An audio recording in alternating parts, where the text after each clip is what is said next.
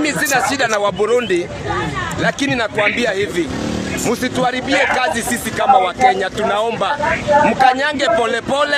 Kenya hatutaki mbio. Hiyo njaa ya pesa mnaleta hapa Kenya, tafadhali.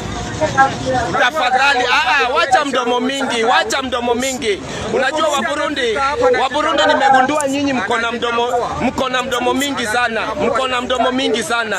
Na hii mdomo mingi, mimi kama Jaluo jinga nilisema nitawapeleka shule. Ujinga ya kuzaliwa nitawaondolea. Hii mambo ya kukuja hapa Kenya mnalipisha mjengo 300. Mnalipisha kazi ya hoteli 100. Ati mnasema bora pesa.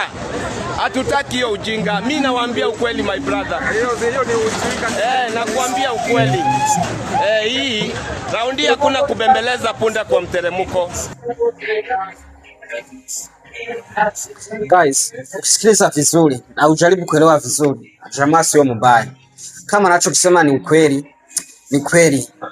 Kama mnaenda huko na mnaenda kushusha kazi za wenyewe, hawezi furahia. Hawezi furahia hata kidogo.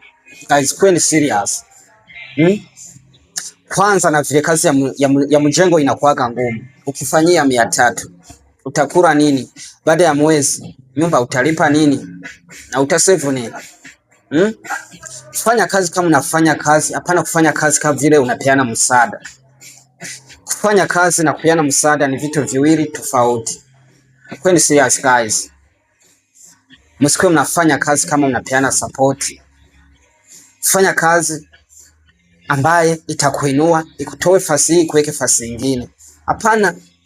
Sasa tuseme umefanyia hiyo kazi, itokee shida umwe ama upate shida nyingine. Tafanyaje? Hiyo kazi hiyo pesa 300 naona ni kama ni pesa ya kukula tu. Angalia mkwesi yazi mfanye kazi kama mnafanya kazi.